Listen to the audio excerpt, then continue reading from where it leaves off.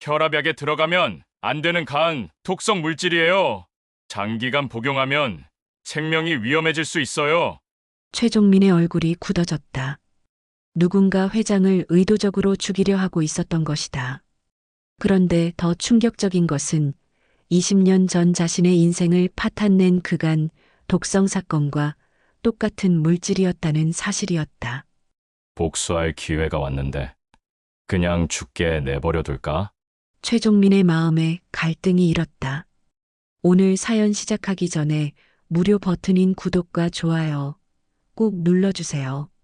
그러면 여러분들께 복이 찾아올 거예요. 새벽 5시 서울 한남동의 고급 주택가에 자리한 하인호 회장의 저택에서 하루가 시작되었습니다. 82살의 하 회장은 이른 시간부터 일어나 평소와 같이 정장을 차려입고 있었습니다. 거울 앞에서 넥타이를 매던 그의 손이 미세하게 떨리고 있었지만 오랜 습관처럼 완벽하게 매듭을 지었습니다. 아침 식사 준비되었습니다. 가정부가 조심스럽게 말했습니다. 식당에서 간단한 아침 식사를 마친 후 하 회장은 서재로 향했습니다. 책상 위에는 어젯밤 가져온 회사 서류들이 가지런히 정리되어 있었습니다. 그런데 오늘따라 글자들이 평소보다 흐릿하게 보였습니다. 안경을 벗었다 다시 썼지만 여전히 선명하지 않았습니다. 이상하네. 하 회장이 중얼거리며 이마를 짚었습니다. 오전 7시 30분 최종민이 검은색 제네시스를 몰고 저택 앞에 도착했습니다. 15년째 하 회장의 전용 운전기사로 일하는 45살의 최종민은 항상 정시에 도착하는 것으로 유명했습니다. 단정한 인상에 말수가 적은 그는 하 회장이 가장 신뢰하는 직원 중 한 명이었습니다. 차량에서 내린 최종민은 저택 현관으로 향했습니다. 그때 하 회장이 계단을 내려오는 모습이 보였는데 평소와 달리 난간을 꽉 잡고 조심스럽게 발걸음을 옮기고 있었습니다. 회장님, 안녕하십니까? 최종민이 정중하게 인사했습니다. 오, 최 기사. 오늘도 고생이네. 하 회장의 목소리에는 여전히 위험이 있었지만 어딘지 모르게 기운이 없어 보였습니다. 차에 타면서 하 회장은 순간 비틀거렸고 최종민이 재빨리 부축했습니다. 괜찮으십니까? 아, 그냥 조금 어지러울 뿐이야. 나이가 들어서 그런가 보다. 하 회장이 손을 저으며 대답했습니다. 강남으로 향하는 차 안에서 하 회장은 창밖을 바라보며 생각에 잠겼습니다. 요즘 들어 몸의 변화가 뚜렷하게 느껴졌습니다. 기억력도 예전 같지 않고 밤마다 약을 먹으면 속이 메스꺼워지곤 했습니다. 하지만 이런 약함을 누구에게도 보일 수는 없었습니다. 하강제약 본사에 도착하자 직원들이 일제히 인사했습니다. 안녕하십니까, 회장님. 엘리베이터를 타고 최고층 회장실로 올라가는 동안 하 회장은 벽에 기대어 서 있었습니다. 평소라면 꼿꼿이 서 있었을 텐데 오늘은 왠지 다리에 힘이 들어가지 않았습니다. 회장실 문이 열리자 딸 하윤서가 이미 와서 기다리고 있었습니다. 46살의 윤서는 최고 재무책임자로서 아버지의 오른팔 역할을 하고 있었습니다. 명문대 경영학과를 졸업하고 미국에서 MBA를 마친 뛰어난 실력을 갖춘 그녀는 회사 내에서도 인정받는 경영인이었습니다. 아버지, 오늘 경영회의 자료입니다. 윤서가 두툼한 서류 뭉치를 건네며 말했습니다. 오전 10시에 경영회의, 오후 2시에 이사회, 그리고 저녁에는 협력업체와의 만찬이 예정되어 있어요. 하 회장은 안경을 쓰고 서류를 펼쳐봤습니다. 하지만 글자들이 춤을 추듯 흔들려 보였습니다. 눈을 깜빡이며 다시 보려 했지만 상황은 나아지지 않았습니다. 아버지, 괜찮으세요? 윤서가 걱정스러운 표정으로 물었습니다. 응, 괜찮다. 그런데 이 보고서 내용이 하 회장이 말하다가 멈췄습니다. 방금 전에 무엇을 말하려고 했는지 기억이 나지 않았습니다. 오전 10시 경영회의실에 임원들이 모였습니다. 하 회장은 평소처럼 회의를 주재했지만 중간중간 이상한 모습을 보였습니다. 같은 질문을 2번 반복하거나 방금 전에 들은 보고 내용을 다시 물어보기도 했습니다.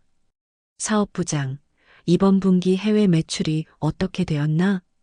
전년 동기 대비 15% 증가했습니다. 회장님. 몇 분 후 하 회장이 또다시 물었습니다.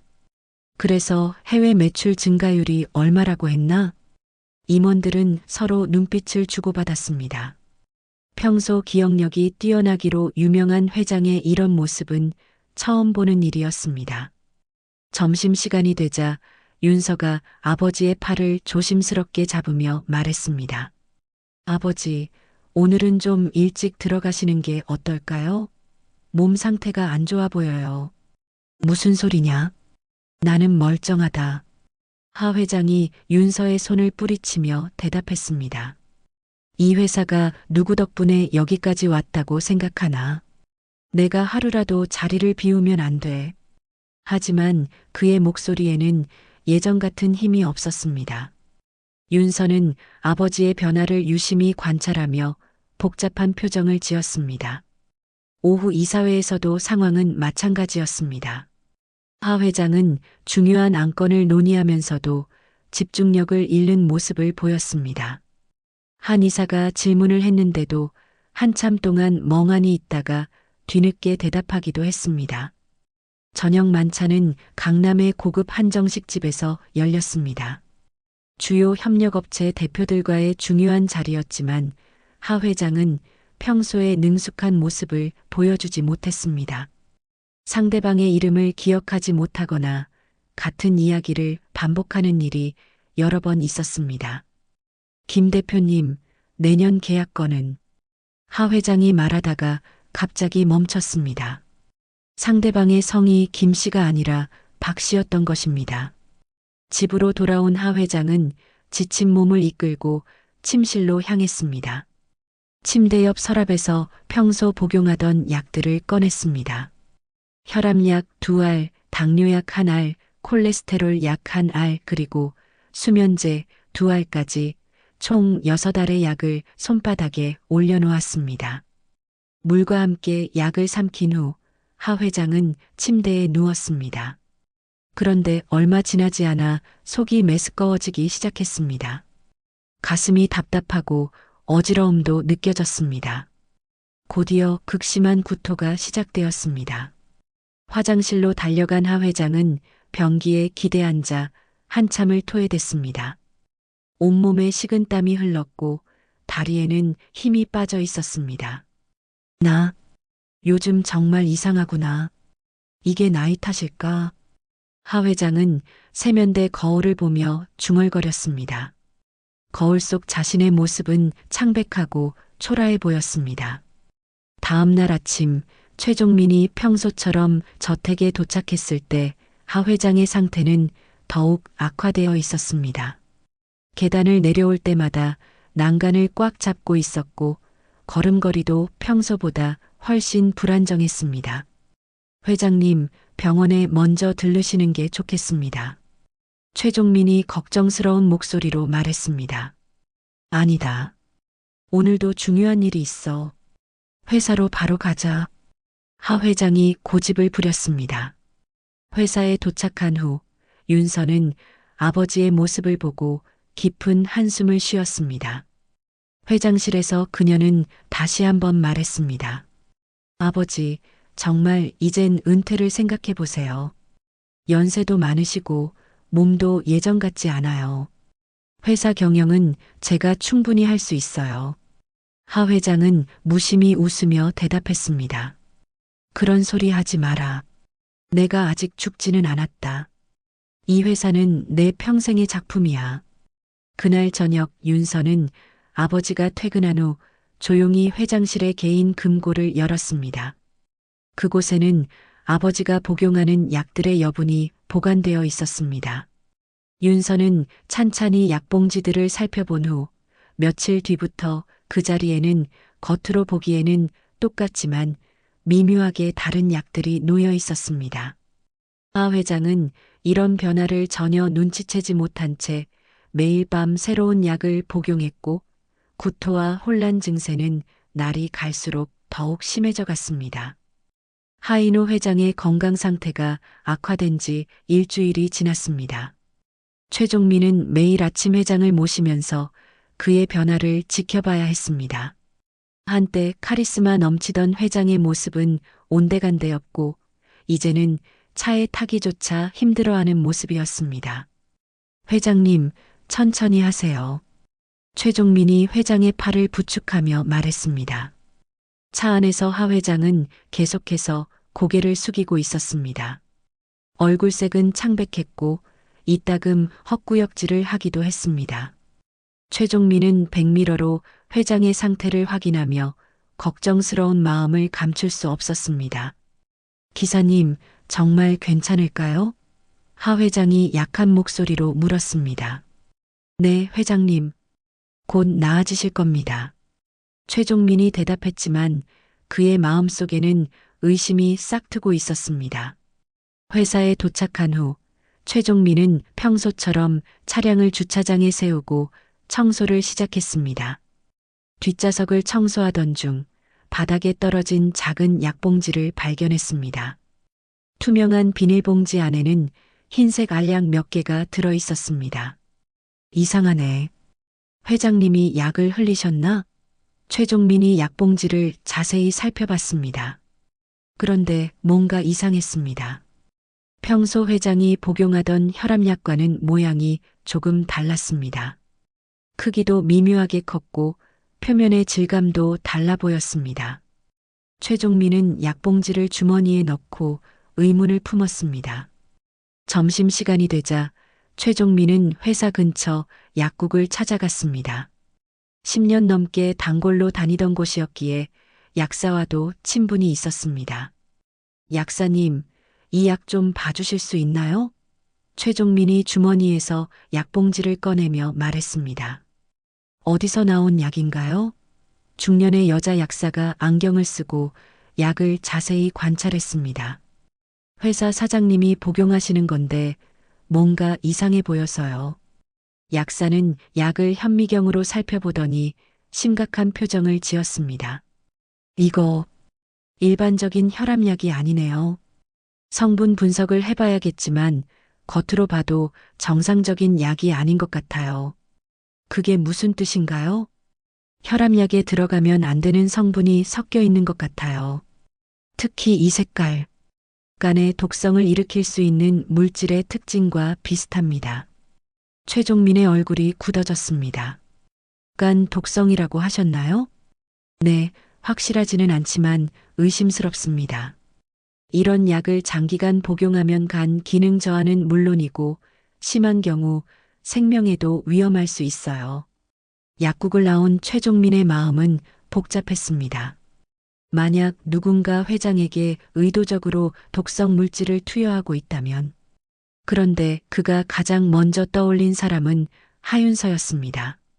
최종민에게는 하강제약과 하 회장에 대한 복잡한 감정이 있었습니다. 20년 전 그는 작은 제약회사를 운영하던 사업가였습니다. 하지만 하강제약이 유통하던 간염치료제에서 독성 물질이 발견되면서 모든 것이 무너졌습니다. 그 사건으로 그의 회사는 파산했고 가족들은 뿔뿔이 흩어졌습니다. 그때 하 회장이 모든 책임을 나에게 떠넘겼지. 최종민이 쓴웃음을 지으며 중얼거렸습니다.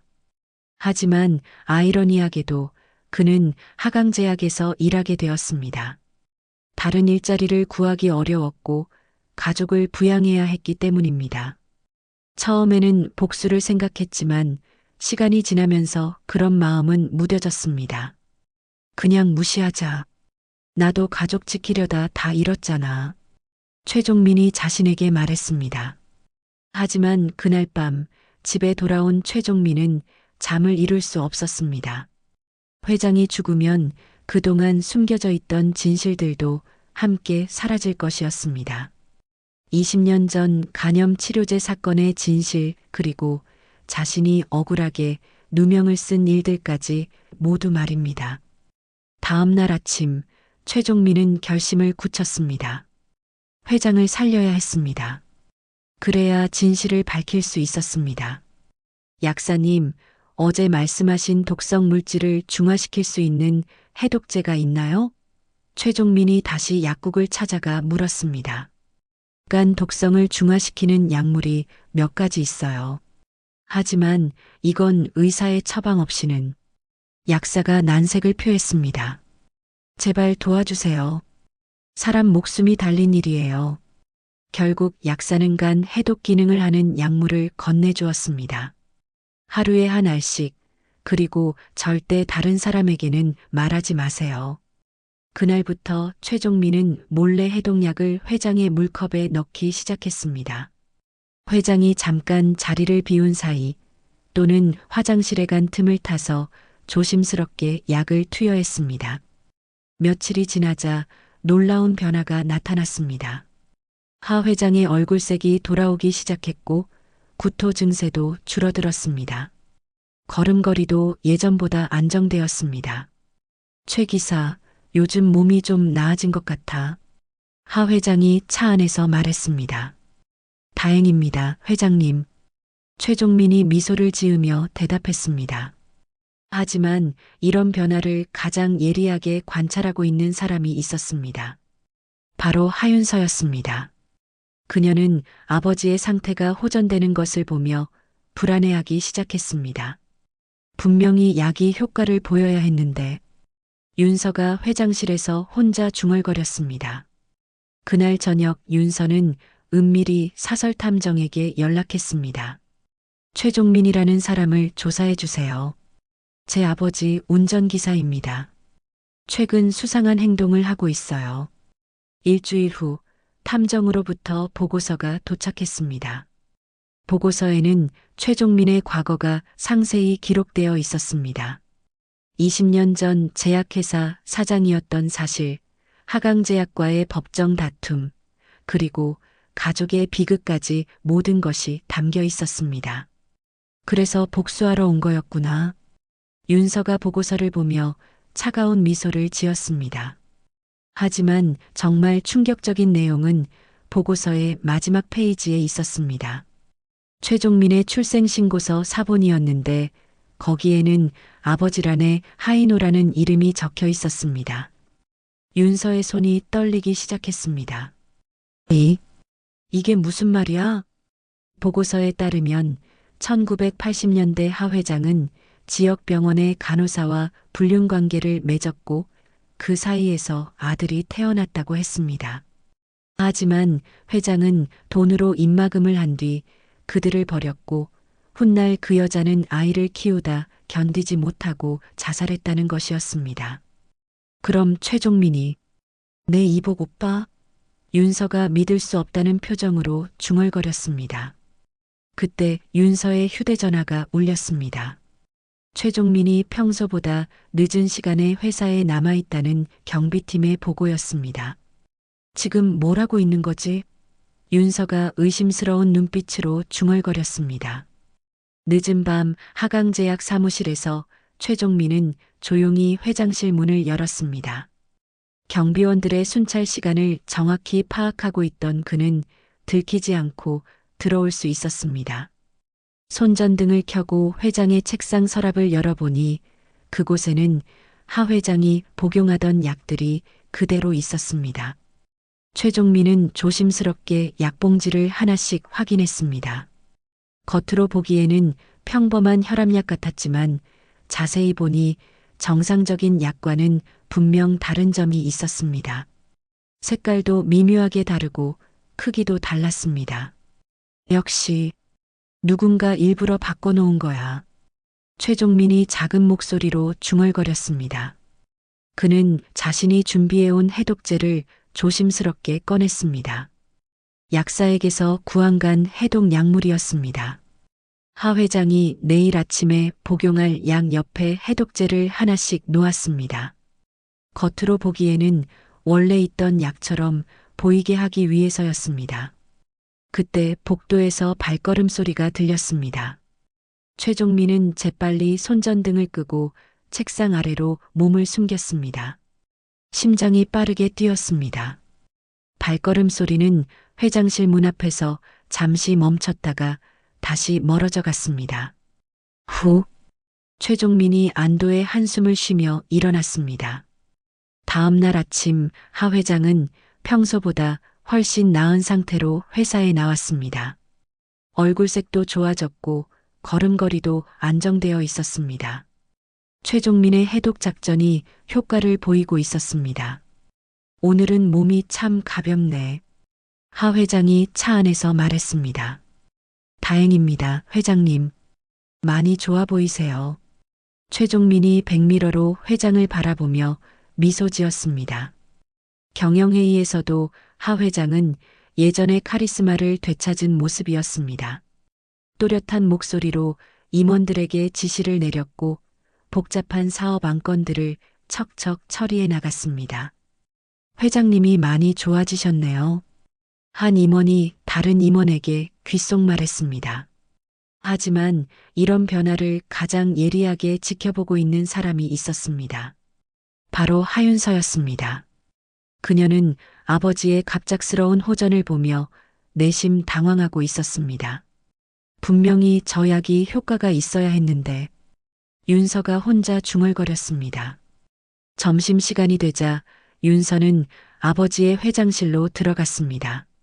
책상 서랍을 몰래 열어서 약봉지들을 확인해 봤습니다. 겉으로는 자신이 바꿔놓은 약들이 그대로 있는 것처럼 보였지만 뭔가 이상했습니다. 이상해. 분명히 매일 복용하고 있는데 왜 효과가... 윤서가 의심스러운 표정을 지었습니다. 그날 오후 윤서는 사설탐정에게서 받은 보고서를 다시 꺼내 읽어봤습니다. 최종민의 과거, 그리고 그가 하 회장의 숨겨진 아들이라는 충격적인 내용이 다시 한번 그녀를 혼란에 빠뜨렸습니다. 아버지한테 숨겨진 아들이 있었다니. 윤서가 떨리는 손으로 출생신고서 사본을 다시 봤습니다. 보고서에 따르면 1980년대 하 회장이 28살이던 시절 지역병원에서 간호사로 일하던 최미경이라는 여자와 관계를 맺었다고 했습니다. 그 사이에서 태어난 아이가 바로 최종민이었습니다. 하지만 당시 하 회장은 이미 약혼자가 있었고 사업도 막 시작하던 시기였습니다. 그는 최미경에게 거액의 돈을 주며 아이와 함께 조용히 사라질 것을 요구했습니다.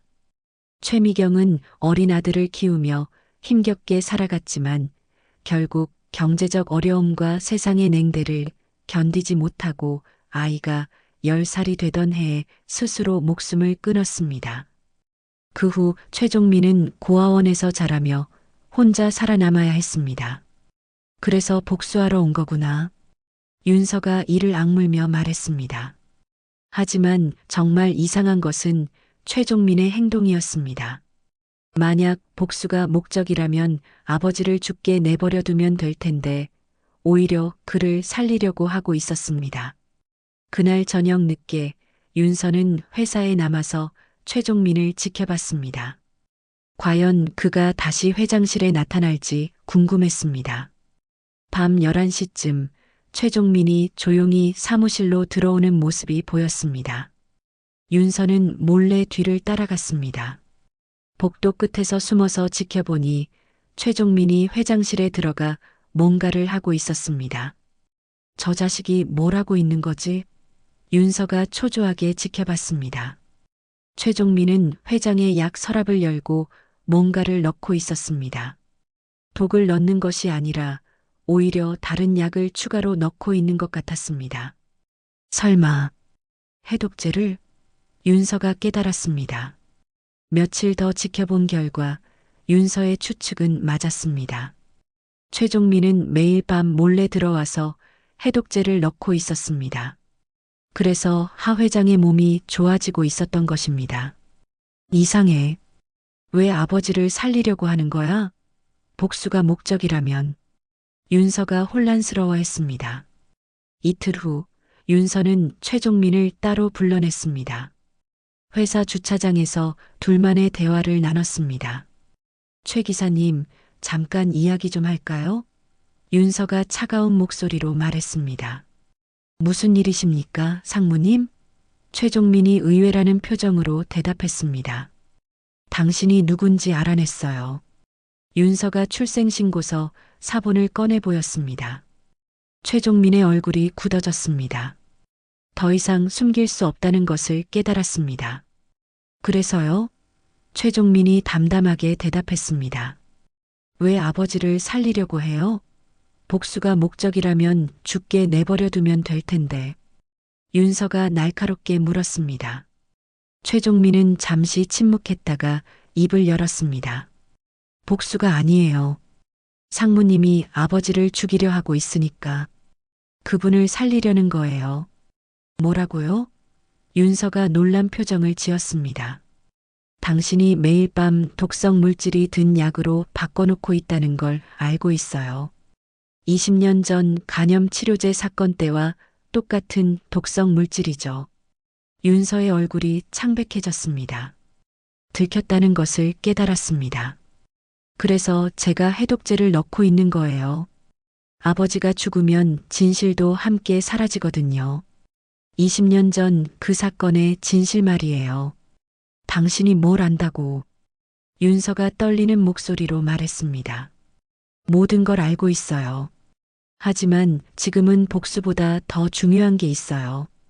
최종민이 윤서를 똑바로 바라보며 말했습니다. 뭐가요? 아버지를 살리는 것. 그게 제 가족이니까요. 윤서는 최종민의 말에 충격을 받았습니다. 복수가 아니라 가족으로서 아버지를 구하려 한다는 것이었습니다. 당신은 정말 이상한 사람이에요. 윤서가 어이없다는 표정으로 말했습니다. 이상하죠. 저도 그렇게 생각해요. 최종민이 쓸쓸한 미소를 지으며 대답했습니다. 그날 밤 윤서는 잠을 이룰 수 없었습니다. 최종민의 행동을 이해할 수 없었습니다. 자신을 버린 아버지를 오히려 살리려 한다는 것이 믿어지지 않았습니다. 하지만 한 가지 확실한 것은 이제 자신의 계획에 큰 변수가 생겼다는 것이었습니다. 주차장에서의 대화 이후 며칠 동안 윤서는 최종민의 말이 머릿속에서 맴돌았습니다. 아버지를 살리는 것, 그게 제 가족이니까요. 그 말이 계속 귓가에 울렸습니다. 복수할 기회가 있었음에도 불구하고 오히려 아버지를 구하려 한다는 것이 이해되지 않았습니다. 윤서는 더 자세한 진실을 알아보기 위해 사설탐정에게 추가 조사를 의뢰했습니다. 특히 1980년대 하 회장과 최미경 사이에 일어난 일들, 그리고 최종민의 어린 시절에 대해 더 구체적인 자료를 요청했습니다.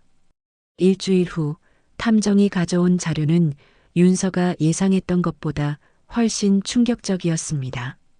병원 기록, 당시 신문 기사, 그리고 최미경이 남긴 일기까지 모든 것이 담겨 있었습니다. 이게 진짜야? 윤서가 떨리는 손으로 자료를 넘겨봤습니다. 1983년 겨울 28살의 하인호는 지역 종합병원에서 간호사로 일하던 최미경을 만났습니다. 당시 하 회장은 아버지가 운영하던 작은 제약회사를 물려받아 사업을 확장하려던 시기였습니다. 최미경은 25살의 아름다운 여성이었고 성실하고 따뜻한 성격으로 병원에서 인기가 많았습니다. 처음에는 단순한 만남이었습니다. 하 회장이 사업 관련 일로 병원을 자주 드나들게 되면서 자연스럽게 가까워졌습니다. 하지만 하 회장에게는 이미 대기업 회장의 딸과 약혼한 상태였습니다. 그럼에도 불구하고 두 사람의 관계는 깊어져 갔습니다. 탐정이 가져온 최미경의 일기에는 당시의 심정이 절절하게 기록되어 있었습니다. 인호 씨가 오늘도 병원에 왔다. 나를 보는 그 눈빛이 진심인 걸 알 수 있다. 하지만 그에게는 약혼자가 있다는 걸 모르는 건 아니다. 그래도 이 마음을 어쩔 수 없다. 1984년 봄, 최미경은 임신 사실을 알게 되었습니다. 하 회장에게 이 사실을 말했을 때의 그의 반응도 일기에 생생하게 기록되어 있었습니다. 인호 씨가 많이 당황했다. 그럴 수밖에 없다는 걸 안다.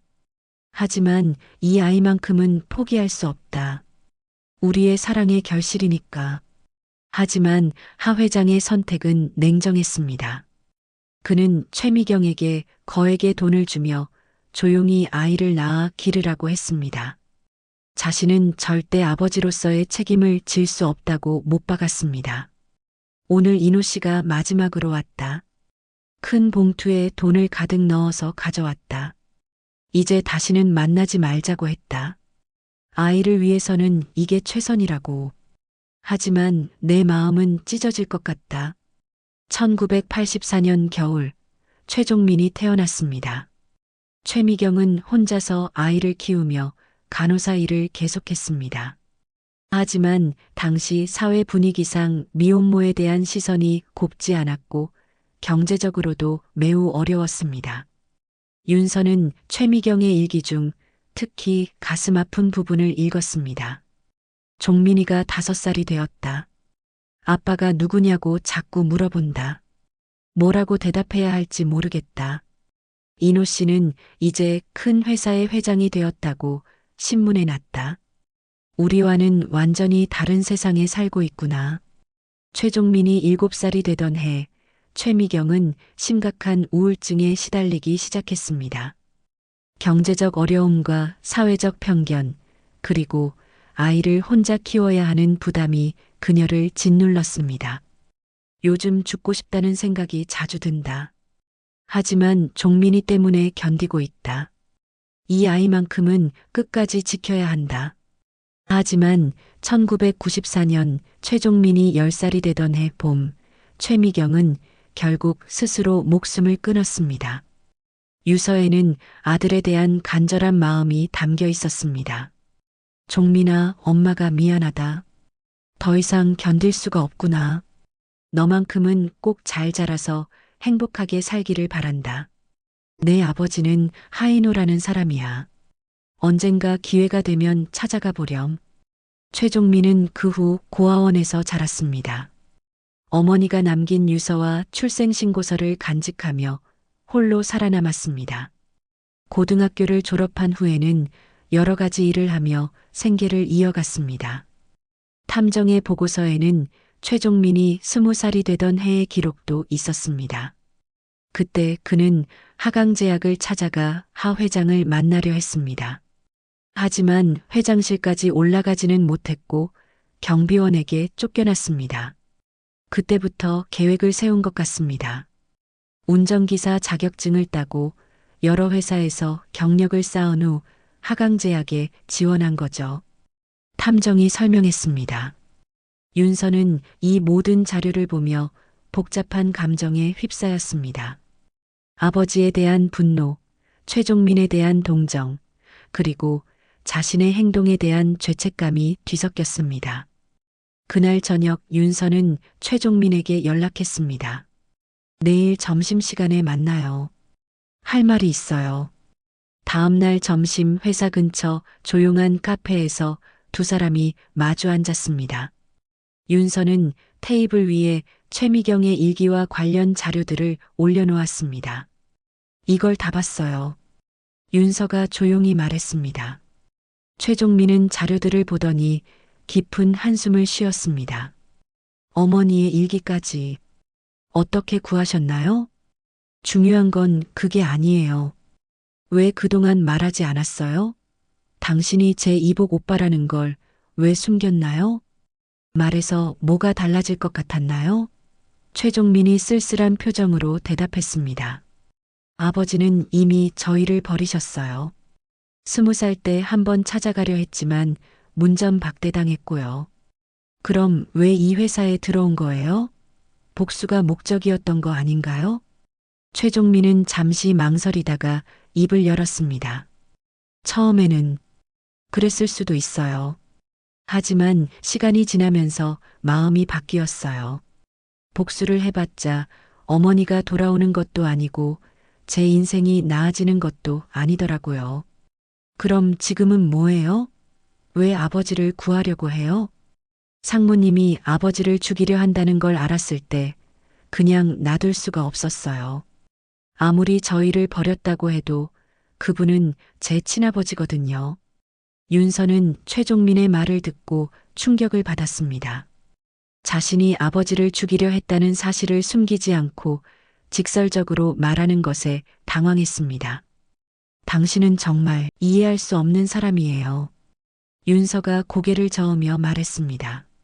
저도 그렇게 생각해요. 하지만 이게 제 마음이에요. 최종민이 담담하게 대답했습니다. 그럼 이제 어떻게 할 거예요? 아버지한테 말할 건가요? 아니요. 그럴 생각은 없어요. 다만 상무님이 더 이상 아버지를 해치지 않기를 바랄 뿐이에요. 윤서는 최종민을 바라보며 복잡한 마음이 들었습니다. 자신보다 더 아버지를 생각하는 이복 오빠의 모습이 부끄럽기도 하고 고맙기도 했습니다. 알겠어요. 생각해 볼게요. 윤서가 일어서며 말했습니다. 그날 밤 윤서는 잠을 이룰 수 없었습니다. 최종민과의 대화가 계속 머릿속을 맴돌았습니다. 그리고 자신이 지금까지 해온 일들이 얼마나 잘못된 것인지 깨닫기 시작했습니다. 최종민과의 충격적인 대화 이후 일주일이 지났습니다. 하 회장의 건강 상태는 놀라울 정도로 호전되었습니다. 최종민이 몰래 투여하던 해독제의 효과였습니다. 회장은 다시 예전의 카리스마를 되찾았고 회사 경영에도 적극적으로 나서기 시작했습니다. 오늘 컨디션이 정말 좋네. 하 회장이 아침에 차에 타면서 말했습니다. 얼굴색도 좋아졌고 목소리에도 힘이 넘쳤습니다. 다행입니다, 회장님. 최종민이 백미러로 회장을 바라보며 안도의 미소를 지었습니다. 그런데 이날 오후 하 회장은 갑작스럽게 법무팀 팀장을 불러들였습니다. 15년째 하강제약 법무를 담당해온 김 변호사는 회장의 갑작스러운 호출에 당황했습니다. 회장님, 무슨 일로 급히 부르셨나요? 김 변호사가 회장실에 들어서며 물었습니다. 유언장을 새로 작성하려고 하네. 하 회장이 단호한 목소리로 말했습니다. 유언장을요? 갑자기 왜? 김 변호사가 놀란 표정을 지었습니다. 요즘 몸이 안 좋았던 일을 계기로 생각해 보니 미리 정리해둘 일들이 있더군. 조용히 진행해주게. 김 변호사는 고개를 끄덕이며 필요한 서류들을 준비했습니다. 하 회장은 신중하게 유언장 내용을 구술했습니다. 그런데 그 내용은 기존에 알려진 것과는 완전히 달랐습니다. 회사 지분 중 50%는 윤서에게, 나머지는. 하 회장이 잠시 멈췄다가 말을 이어갔습니다. 나머지는 추후 공익재단 설립 시 활용하도록 하고 경영권은 혈육관계를 우선으로 하되 경영 능력을 종합적으로 고려하여 결정하도록 하네. 김 변호사는 이상하다는 표정을 지었습니다. 혈육관계라고 하셨는데 상무님 외에 다른 가족이 계신가요? 그건 때가 되면 알게 될 것이네. 하 회장이 의미심장하게 말했습니다. 유언장 작성이 끝난 후 하 회장은 김 변호사에게 당부했습니다. 이 내용은 절대 누구에게도 말하지 말게. 특히 윤서에게는 더더욱. 알겠습니다, 회장님. 하지만 하강제약에서 비밀이 오래 유지되기는 어려웠습니다. 김 변호사의 비서가 우연히 유언장 관련 서류를 보게 되었고 그 내용이 조금씩 새어나가기 시작했습니다. 이틀 후 윤서는 법무팀에서 일하는 후배로부터 이상한 소식을 들었습니다. 상무님, 혹시 회장님이 유언장을 새로 쓰신다는 거 아세요? 후배가 조심스럽게 물었습니다. 유언장을? 갑자기 왜? 윤서가 놀란 표정을 지었습니다. 김 변호사님이 며칠 전부터 관련 서류를 준비하고 있더라고요. 그런데 내용이 좀 이상해요. 어떻게 이상한데? 혈육 관계를 우선으로 한다고 하는데 상무님 외에 다른 가족이 있다는 것처럼 들리더라고요. 윤서의 얼굴이 굳어졌습니다. 최종민 때문일 가능성이 높았습니다. 설마 아버지가 그의 정체를 알아챈 것은 아닐까요? 그날 저녁 윤서는 아버지가 퇴근한 후 회장실에 남았습니다. 개인 금고의 비밀번호를 알고 있던 그녀는 조용히 금고를 열어 유언장을 찾았습니다. 이게 뭐야? 윤서가 유언장을 읽으며 경악했습니다. 유언장에는 정말로 혈육 관계를 우선으로 하되라는 문구가 있었습니다. 그리고 더 충격적인 것은 마지막 부분이었습니다. 본인의 혈육이 아닌 자가 회사 경영에 참여하고 있다면 이는 본인의 의도와 배치되는 것이며 진정한 혈육에게 경영권을 승계하는 것을 고려해야 한다. 윤서는 이 문장을 여러 번 읽어봤습니다. 마치 자신을 겨냥한 것 같았습니다. 혈육이 아닌 자라는 표현이 특히 마음에 걸렸습니다. 설마 아버지가 내가 친딸이 아니라는 걸 알고 있는 건가? 윤서가 떨리는 목소리로 중얼거렸습니다. 사실 윤서에게는 오래전부터 의심하고 있던 비밀이 있었습니다. 어머니가 돌아가시기 전에 했던 마지막 말들, 그리고 자신의 혈액형이 부모와 맞지 않는다는 사실 등이 계속 마음에 걸렸습니다. 윤서는 급히 유언장을 원래 자리에 놓고 금고를 닫았습니다. 머릿속이 복잡했습니다. 만약 아버지가 모든 것을 알고 있다면, 그리고 최종민에게 경영권을 넘기려 한다면 어떻게 해야 할까요? 다음 날 아침 윤서는 평소와 다름없이 출근했지만 마음은 편하지 않았습니다. 아버지의 모든 행동이 의심스러워 보였고 최종민과 나누는 대화도 예전과 달라 보였습니다. 점심시간에 윤서는 다시 사설탐정에게 연락했습니다. 제 출생에 대해서도 조사해 주세요. 정말 하이노 회장의 친딸인지 확인하고 싶어요. 알겠습니다. 며칠 시간을 주시면 정확한 자료를 구해드리겠습니다. 일주일 후 탐정으로부터 충격적인 결과가 나왔습니다. 윤서는 정말로 하 회장의 친딸이 아니었습니다. 어머니가 재혼하기 전에 다른 남자와의 사이에서 낳은 아이였고 하 회장은 그 사실을 알면서도 자신의 딸로 키워준 것이었습니다. 그럼 진짜 아버지의 친자식은 최종민뿐이라는 거네. 윤서가 허탈한 표정을 지었습니다. 이 사실을 알게 된 윤서는 분노와 절망감에 휩싸였습니다.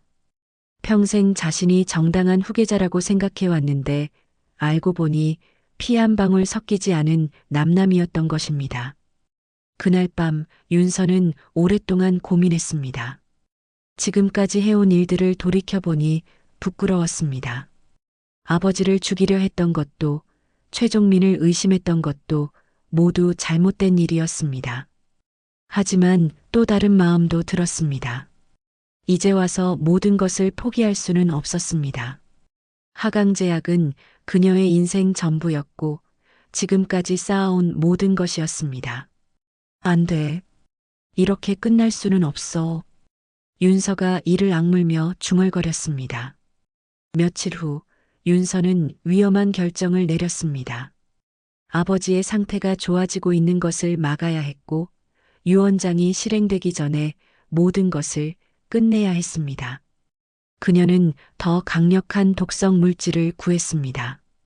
이전에 사용하던 것보다 2배나 농도가 높은 것이었습니다. 이번에는 최종민이 해독제를 넣어도 막을 수 없을 정도로 강력한 것이었습니다.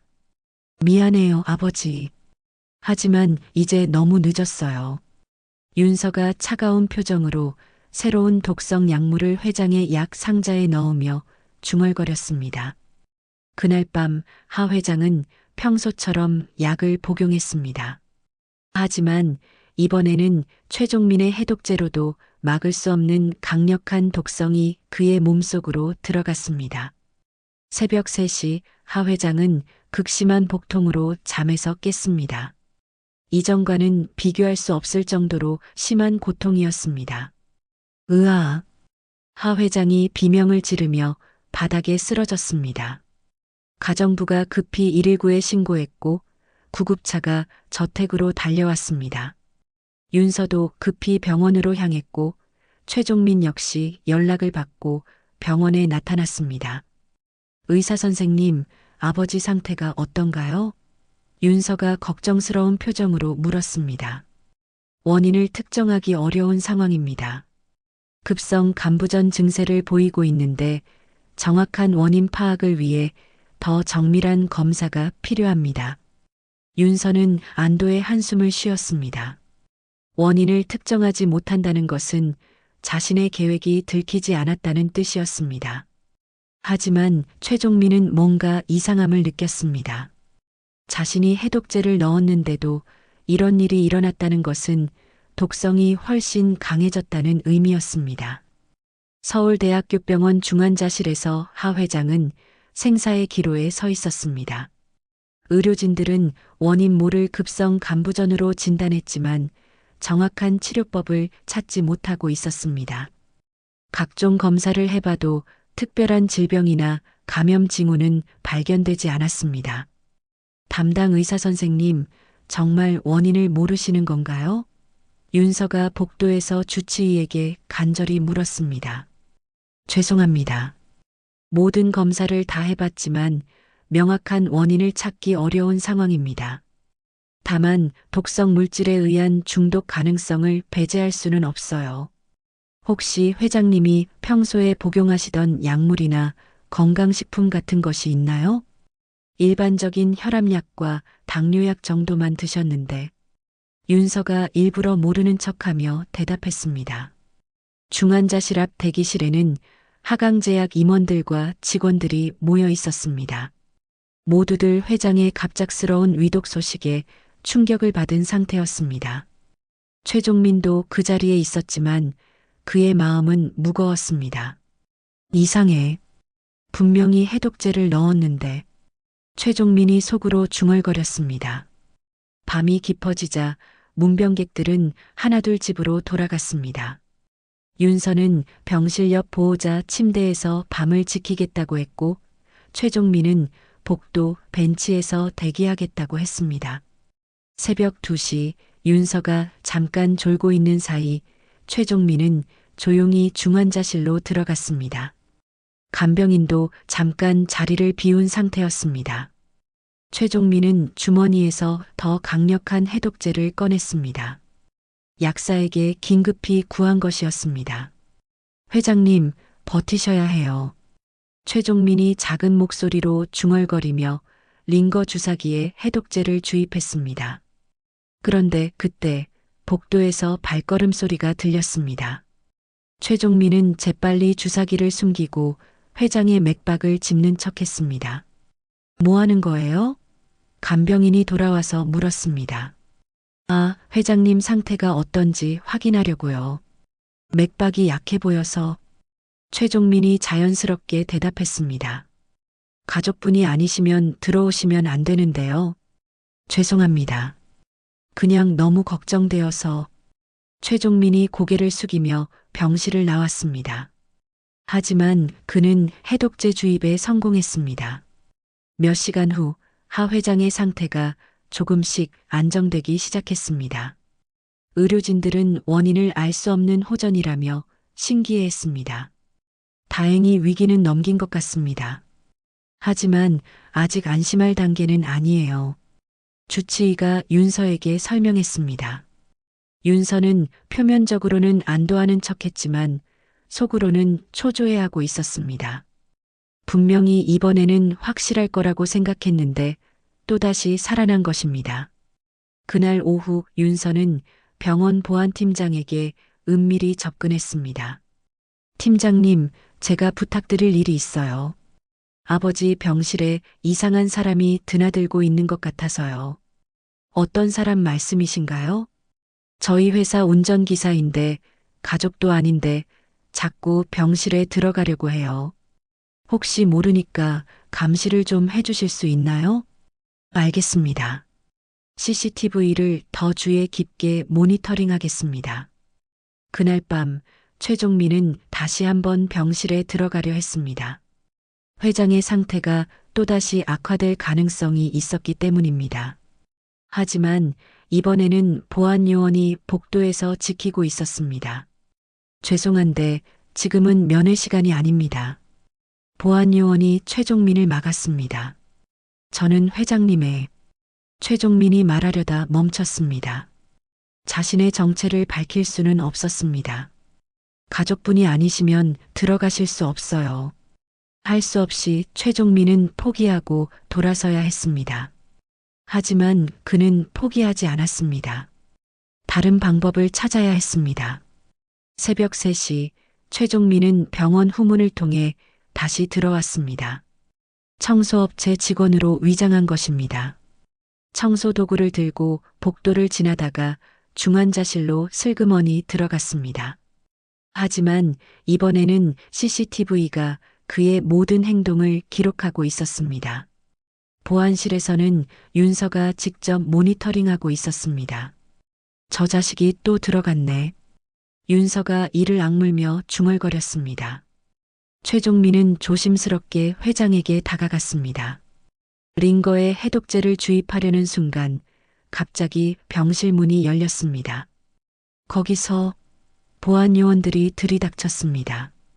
최종민은 당황했지만 침착하게 대응했습니다. 청소하러 왔는데요. 청소는 무슨 환자한테 뭘 하려고 한 거예요? 보안팀장이 최종민의 손에 들린 주사기를 보며 소리쳤습니다. 그때 윤서가 나타났습니다. 경찰에 신고하세요. 이 사람이 저희 아버지에게 독극물을 주입하려 했어요. 독극물이라니요. 이건 해독제. 최종민이 해명하려 했지만 이미 늦었습니다. 곧이어 경찰이 도착했고 최종민은 현행범으로 체포되었습니다. 윤서는 경찰에게 진술했습니다. 이 사람은 저희 회사 운전기사예요. 최근에 수상한 행동을 많이 했는데 오늘 아버지에게 정체불명의 약물을 주입하려는 걸 목격했어요. 피의자분, 이 주사기 안에 든 게 뭔가요? 경찰이 물었습니다. 해독제예요. 회장님을 살리려고. 최종민이 대답했지만 아무도 믿지 않았습니다. 경찰은 최종민을 연행했고 주사기는 증거물로 압수되었습니다.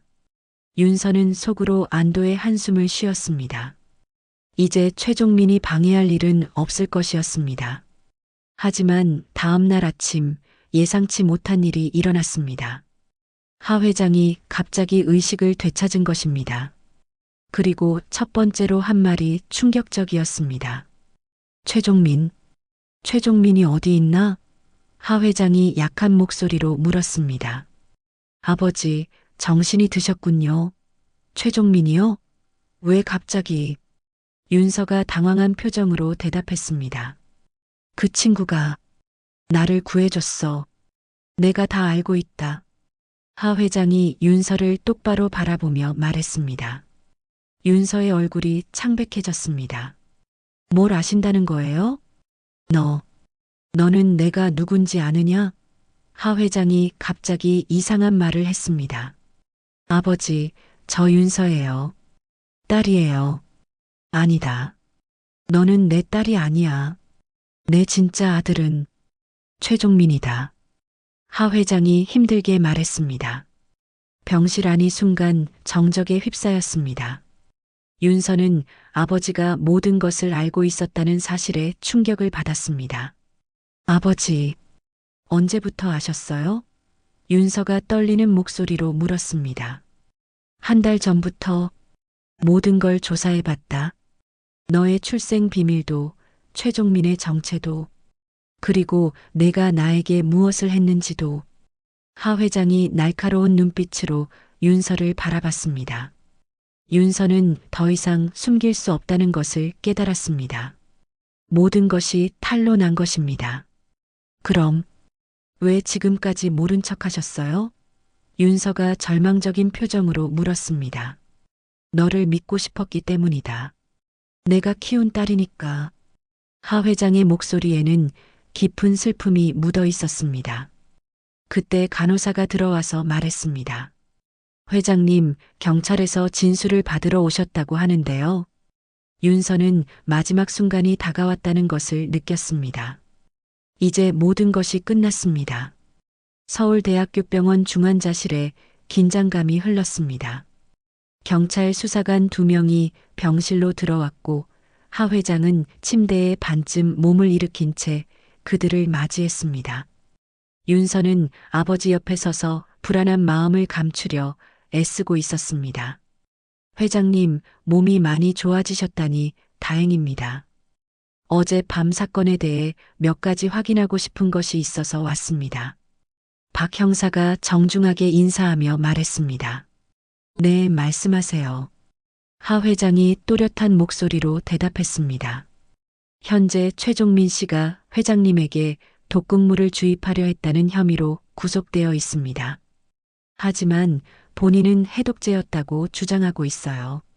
이에 대해 어떻게 생각하시는지. 하 회장은 잠시 침묵했습니다. 그리고 윤서를 한번 바라본 후 예상치 못한 말을 했습니다. 형사님, 제가 중요한 말씀을 드려야겠습니다. 말씀하세요, 회장님. 최종민은 저를 해치려 한 것이 아닙니다. 오히려 저를 구하려 했어요. 박 형사와 동료 김 형사가 서로 눈을 마주쳤습니다. 예상과 다른 증언이었습니다. 그게 무슨 뜻인지 자세히 설명해 주실 수 있나요? 하 회장은 깊은 숨을 들이쉬고 말을 이어갔습니다. 사실 제가 지난 몇 달 동안 누군가에게 독성 물질을 투여받고 있었습니다. 매일 밤 복용하던 약에 간 독성을 일으키는 물질이 섞여 있었어요. 누가 그런 일을 했다고 생각하시나요? 하 회장은 다시 한번 윤서를 바라봤습니다. 윤서의 얼굴은 창백해져 있었습니다. 제 딸, 아니, 제가 딸로 키운 하윤서가 그 일을 했습니다. 병실 안이 정적에 휩싸였습니다. 윤서는 믿을 수 없다는 표정으로 아버지를 바라봤습니다. 아버지, 무슨 말씀을 하시는 거예요? 윤서가 떨리는 목소리로 물었습니다. 윤서야, 이제 그만하자. 나는 모든 걸 알고 있다. 박 형사가 윤서에게 시선을 돌렸습니다. 하윤서 씨, 회장님의 증언에 대해 어떻게 생각하시나요? 말도 안 돼요. 제가 왜 아버지를 해치겠어요? 아버지가 지금 정신이 온전하지 않으신 것 같아요. 윤서가 격하게 반박했습니다. 하지만 하 회장의 증언은 계속되었습니다. 형사님, 제게는 40년 전에 숨겨둔 아들이 있습니다. 바로 최종민이에요. 이번에는 경찰들이 놀란 표정을 지었습니다. 최종민이 회장님의 아들이라고요? 네, 그렇습니다. 1984년에 태어난 제 친아들이에요. 하지만 제가 그때 책임을 지지 않았습니다. 그 아이와 어머니를 버렸어요. 하 회장의 목소리에 깊은 후회가 묻어 있었습니다. 그런데 왜 지금까지 숨기고 계셨나요? 부끄러웠기 때문입니다. 그리고 윤서를 내 딸로 키워왔기 때문이기도 하고요. 박 형사가 메모를 하며 물었습니다. 그럼 최종민 씨가 회장님을 독살하려 했다는 건 사실이 아니라는 말씀이신가요? 절대 아닙니다. 오히려 그 아이가 저를 살렸어요. 윤서가 독성 물질을 넣은 약을 제가 복용할 때마다 최종민이 몰래 해독제를 투여해줬던 겁니다. 윤서는 더 이상 참을 수 없었습니다. 이럴 수가. 아버지, 정말 저를 범인으로 만드시려는 거예요? 제가 얼마나 아버지를 위해 살아왔는데. 윤서야. 하 회장이 슬픈 목소리로 말했습니다. 너는 내 친딸이 아니지만 그래도 내가 사랑으로 키운 딸이야. 하지만 내가 한 일은 용서할 수 없다. 경찰은 즉시 수사에 착수했습니다. 하강제약 회장실과 하 회장의 저택을 압수수색한 결과 독성 물질이 든 약봉지와 관련 증거들이 발견되었습니다. 또한 윤서가 구입한 독성 물질의 구매 기록도 확인되었습니다. 며칠 후 법원에서 윤서에 대한 구속영장이 발부되었습니다. 존속살해 미수 혐의였습니다. 하윤서 씨 체포합니다. 경찰이 수갑을 채우려 하자 윤서가 마지막으로 말했습니다. 아버지, 정말 후회하지 않으시겠어요? 저는 평생 아버지만 생각하고 살았는데. 윤서야, 나도 너를 진짜 딸처럼 사랑했다. 하지만 사랑한다고 해서 죄를 덮어줄 수는 없어. 하 회장이 눈물을 글썽이며 대답했습니다. 윤서가 연행되는 모습을 지켜본 하 회장은 깊은 한숨을 쉬었습니다. 평생 숨겨온 비밀들이 모두 드러나는 순간이었습니다. 같은 시각 구치소에 있던 최종민은 석방 통지를 받았습니다. 그는 경찰서를 나와 곧바로 병원으로 향했습니다. 회장님, 최종민이 병실 문을 열며 조심스럽게 들어왔습니다. 최종민, 고맙다. 내가 아니었다면 나는 이미 죽었을 거야. 하 회장이 감격스러운 표정으로 말했습니다. 회장님께서 모든 것을 밝혀주셔서 감사합니다.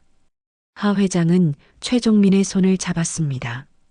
아버지와 아들이 40년 만에 처음으로 나누는 접촉이었습니다. 미안하다, 아들아. 정말 미안하다. 회장님, 이제부터는 아버지라고 불러다오. 늦었지만 이제라도 제대로 된 아버지가 되고 싶다. 최종민의 눈에 눈물이 맺혔습니다. 평생 그리워했던 아버지가 마침내 자신을 인정해준 순간이었습니다. 하지만 최종민은 쉽게 대답하지 못했습니다. 아버지, 솔직히 말씀드리면 아직은 아버지를 완전히 용서할 수는 없을 것 같아요. 어머니가 겪었던 고통, 그리고 제가 겪은 외로움을 생각하면 당연하다. 나는 너에게 용서를 구할 자격도 없어. 하지만 최종민이 말을 이어갔습니다. 그래도 아버지를 이해해 보려고 노력하고 싶어요. 시간이 필요하겠지만요. 하 회장은 고개를 끄덕였습니다. 그거면 충분하다. 나머지는 내가 평생에 걸쳐 보상하겠다. 그날 오후 하 회장은 기자회견을 열었습니다. 병상에서 진행된 이례적인 기자회견이었습니다. 제가 40년 전에 숨겨왔던 진실을 말씀드리겠습니다. 기자들이 웅성거렸습니다. 저에게는 숨겨진 아들이 있습니다. 하강제약에서 운전기사로 일해온 최종민이 바로 제 친아들입니다. 플래시가 터졌고 기자들은 일제히 질문을 쏟아냈습니다. 그리고 제가 키워온 딸 하윤서는 저를 독살하려 했습니다. 하지만 제 친아들인 최종민이 저를 구해주었습니다. 기자회견은 전국적으로 생중계되었고 하강제약을 둘러싼 충격적인 진실이 세상에 알려졌습니다. 이 모든 비극의 원인은 제가 진실을 숨긴 데 있습니다. 이제 늦었지만 모든 것을 바로잡고 싶습니다. 기자회견이 끝난 후 최종민은 복잡한 마음으로 병원을 나섰습니다. 하루아침에 모든 것이 바뀌었습니다. 숨겨진 아들에서 공식적인 후계자 후보가 된 것입니다. 하지만 그에게는 또 다른 선택이 남아 있었습니다. 과연 하강제약을 이어받을 것인가 아니면 다른 길을 걸을 것인가 하는 문제였습니다. 기자회견이 끝난 지 석 달이 지났습니다. 하강제약은 연일 언론의 주목을 받았고 주가는 큰 폭으로 요동쳤습니다. 하지만 놀랍게도 회사는 오히려 더 투명하고 건전한 방향으로 변화하고 있었습니다. 하 회장은 퇴원 후 회사 경영에서 한 발 물러났습니다. 대신 그는 평생 미뤄왔던 일들을 하나씩 정리해 나가기 시작했습니다. 가장 먼저 한 일은 최종민의 어머니 최미경을 위한 추모비를 세우는 것이었습니다. 아들아, 어머니 묘소에 함께 가자. 하 회장이 최종민에게 말했습니다. 네, 아버지. 최종민이 대답했습니다. 이제 그는 자연스럽게 아버지라고 부를 수 있게 되었습니다. 경기도 파주의 작은 공원묘지에서 두 사람은 최미경의 묘 앞에 섰습니다. 소박한 묘비에는 최미경 1959-1994라고만 새겨져 있었습니다. 미경아, 늦었지만 왔다. 그리고 우리 아들도 함께 데려왔어. 하 회장이 무릎을 꿇고 말했습니다. 최종민도 어머니 묘 앞에 꽃을 올리며 말했습니다. 어머니, 아버지가 찾아오셨어요. 이제 좀 편히 쉬세요. 하 회장은 그날 최미경에게 평생 하지 못했던 사과를 했습니다. 그리고 앞으로 최종민을 책임지고 사랑하겠다고 약속했습니다. 무덤가에서 돌아온 후 두 사람은 진솔한 대화를 나눴습니다. 아버지, 솔직히 말씀드리면 아직도 완전히 용서하지는 못했어요. 최종민이 조심스럽게 말했습니다. 당연하다. 나도 그러리라 생각했어. 하지만 어머니가 항상 말씀하셨어요. 미움보다는 사랑이 더 큰 힘을 가진다고. 그래서 아버지를 미워하지 않으려고 노력했어요. 하 회장의 눈에 눈물이 맺혔습니다. 정말 훌륭한 어머니셨구나. 네, 그래서 제가 아버지를 구한 거예요. 어머니라면 그렇게 하셨을 거라고 생각했거든요. 한편 구치소에 있던 윤서는 매일 아버지에게 편지를 썼습니다. 하지만 한 번도 답장이 오지 않았습니다. 그녀는 재판을 기다리며 자신의 삶을 돌아보고 있었습니다. 정말 내가 잘못된 길을 걸었구나. 윤서가 독방에서 중얼거렸습니다. 재판 결과 윤서는 존속살해 미수죄로 징역 5년을 선고받았습니다. 그녀는 법정에서 마지막 진술을 했습니다. 아버지, 정말 죄송합니다. 제가 너무 욕심이 많았어요. 아버지의 사랑을 독차지하고 싶었고 회사도 제 것으로 만들고 싶었어요. 하지만 그 과정에서 가장 소중한 것을 잃어버렸네요. 하 회장은 방청석에서 윤서를 바라보며 눈물을 흘렸습니다. 윤서야, 내가 감옥에서 나오면 다시 시작하자. 너도 내 딸이야.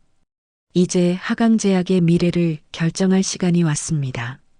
하 회장은 최종민을 회장실로 불러 중요한 제안을 했습니다. 아들아, 이제 이 회사를 내가 이어받아야 한다. 하지만 최종민의 대답은 예상과 달랐습니다. 아버지, 죄송하지만 회사를 물려받을 생각은 없어요. 왜지? 제가 원하는 건 돈이나 권력이 아니에요. 이 회사가 정말 사회에 도움이 되는 기업이 되는 것이죠. 최종민은 자신의 계획을 설명했습니다. 하강제약을 영리기업이 아닌 공익재단으로 전환하자는 것이었습니다. 약은 돈벌이 수단이 아니라 사람들의 생명을 구하는 도구여야 해요. 특히 가난한 사람들도 쉽게 접할 수 있어야 하고요. 하 회장은 아들의 뜻에 깊이 감동했습니다. 좋은 생각이다. 하지만 누가 그 일을 맡을 거냐? 제가 하겠습니다. 하지만 회장이 아니라 이사장으로서 말이에요. 2달 후 하강제약은 하강공익재단으로 전환되었습니다. 이는 국내 제약업계에서는 처음 있는 일이었습니다. 최종민이 이사장으로 취임했고 하 회장은 명예회장직을 맡았습니다. 재단의 첫 번째 사업은 저소득층을 위한 무료 의료 지원이었습니다. 두 번째는 희귀질환 치료제 개발에 전액 투자하는 것이었습니다. 이제야 이 회사가 제대로 된 길을 가는 것 같네. 하 회장이 만족스러운 표정으로 말했습니다.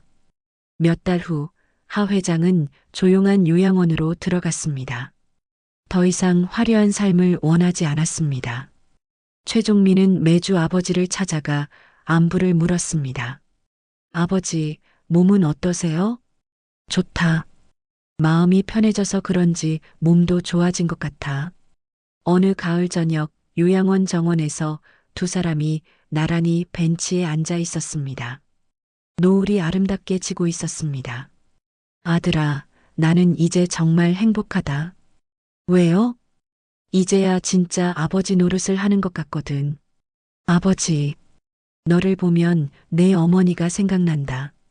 그 따뜻한 마음씨를 그대로 닮았구나. 최종민은 아버지의 어깨에 손을 올렸습니다. 아버지, 아직도 완전히 용서하지는 못했지만 이해하려고 노력하고 있어요. 그거면 충분하다. 용서는 시간이 해결해 줄 거야. 그리고 이제는 아버지가 그리워요. 어릴 때부터 줄곧 그리워했던 아버지를. 하 회장의 눈에서 눈물이 흘렀습니다. 고맙다, 아들아. 해가 완전히 지고 별들이 하나둘 떠오르기 시작했습니다. 두 남자의 실루엣이 노을 속에서 겹쳐 보였습니다. 아버지와 아들, 40년 만에 비로소 진정한 가족이 된 두 사람이었습니다. 겨울이 지나고 봄이 왔을 때 윤서에게 면회를 왔습니다. 교도소에서 많은 것을 깨달았다고 했습니다. 최종민 오빠, 정말 미안해요. 제가 너무 어리석었어요. 괜찮아요. 이제 다 지난 일이에요. 오빠가 진짜 대단한 것 같아요. 복수할 수도 있었는데 오히려 아버지를 구해주시고 복수해봤자 아무것도 나아지지 않아요. 그보다는 앞으로 어떻게 살아갈지가 더 중요하죠. 윤서는 출소 후 새로운 삶을 시작하겠다고 다짐했습니다. 하강재단에서 봉사활동을 하며 속죄하고 싶다고 했습니다. 계절이 바뀌고 시간이 흘렀습니다. 하강공익재단은 국내외에서 인정받는 모범적인 기관이 되었습니다. 최종민은 이사장으로서 훌륭히 재단을 이끌어갔고 하 회장은 요양원에서 평화로운 노년을 보냈습니다. 어느 여름 저녁 두 사람은 다시 요양원 정원에 앉아 있었습니다. 아버지, 후회되는 일은 없으세요? 없다.